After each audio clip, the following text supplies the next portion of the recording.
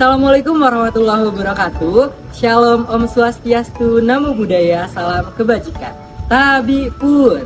Yang terhormat, Ibu Lis Andriani, SEMSI selaku dosen pengampu mata kuliah Psikologi Industri. Di video kali ini kami dari kelompok 4 akan mempresentasikan chapter 5 terkait metode pemilihan dan penilaian karyawan. Selamat menyaksikan. Tujuan pembelajaran kita pada chapter 5 ini adalah memahami konsep penilaian karyawan, mengetahui proses pemilihan karyawan yang tepat, menerapkan penilaian kinerja dalam pengambilan keputusan, dan yang terakhir mengembangkan kemampuan untuk memilih karyawan berdasarkan penilaian yang baik. Sebelum teman-teman lebih jauh lagi membahas tentang chapter ini, teman-teman harus mengetahui bahwa penyaringan karyawan adalah proses meninjau informasi pelamar untuk memilih individu yang sesuai dengan pekerjaan. Proses ini melalui dengan 4 metode, yaitu resume, formulir aplikasi, surat rekomendasi, dan tes kerja. Dengan memahami 4 metode ini, dapat memprediksi kinerja kerja sesuai dengan posisi yang dilamar oleh pekerja. Oke, pertama-tama kita akan masuk ke materi evaluasi materi tertulis. Evaluasi materi tertulis adalah langkah pertama dalam penyaringan karyawan yang mencakup penilaian atas dokumen seperti surat lamaran dan resume. Dokumen-dokumen ini mengumpulkan informasi pengalaman kerja serta latar belakang pelamar, termasuk pendidikan, pengalaman kerja, serta prestasi. Karena materi tertulis seringkali menjadi kontak pertama antara pelamar dan perusahaan, kesan awal dari dokumen tersebut sangat mempengaruhi keputusan seleksi selanjutnya. Baik, materi selanjutnya adalah referensi dan surat rekomendasi. Referensi dan surat rekomendasi itu digunakan untuk mendapatkan suatu informasi tambahan tentang karakter, etika kerja, dan kinerja masa lalu sang pelamar. Biasanya referensi ini diberikan oleh atasan, rekan kerja, ataupun dosen yang mengenal pelamar secara profesional. Meskipun referensi bisa memberikan informasi yang berharga, ada kelemahannya sendiri karena pelamar itu cenderung memilih pemberi referensi yang akan memberikan penilaian positif saja tentang diri sang pelamar. Hal ini bisa membuat informasi yang diberikan menjadi kurang objektif, sehingga referensi dan surat rekomendasi tersebut seringkali tidak terlalu efektif dalam membedakan pelamar yang benar-benar unggul. Baik, yang selanjutnya ada pengujian karyawan. Penggunaan tes dalam seleksi karyawan itu memiliki sejarah yang sangat panjang. Dimulai dari Perang Dunia ke-1 dengan pengujian intelijennya.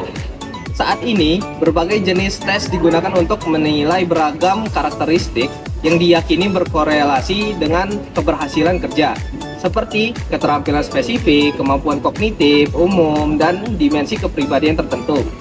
Oleh karena itu, pertimbangan utama dalam pengembangan dan penggunaan tes ini adalah reliabilitas dan validitasnya. Oke, baiklah. Ya, di sini ada jenis-jenis tes seleksi karyawan.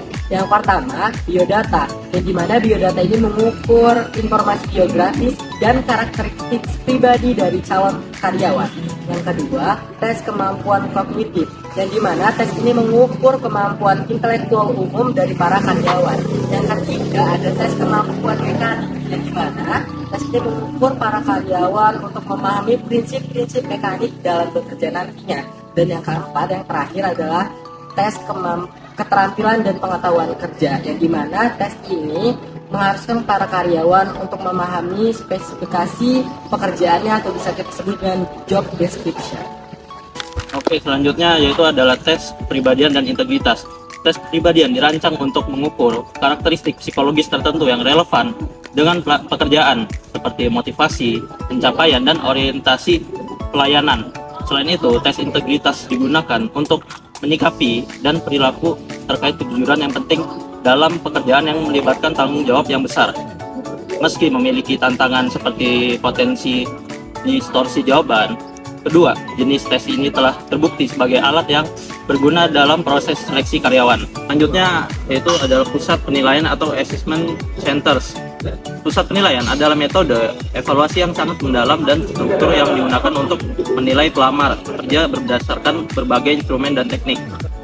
Pusat penilaian yang seringkali digunakan untuk memilih manajer dan mencakup latihan situasional yang dirancang untuk meniru tugas-tugas kerja yang nyata. Latihan-latihan ini memungkinkan penilaian terhadap kemampuan manajerial dan karakteristik pekerjaan lainnya. meski prosesnya memerlukan investasi waktu dan sumber daya yang besar. Oke, selanjutnya saya akan menjelaskan materi wawancara kerja. Wawancara kerja adalah metode penyaringan karyawan yang paling umum yang digunakan perusahaan. Namun, meskipun luas digunakan, wawancara sering kali gagal memprediksi keberhasilan kerja secara akurat jika tidak dilakukan dengan baik.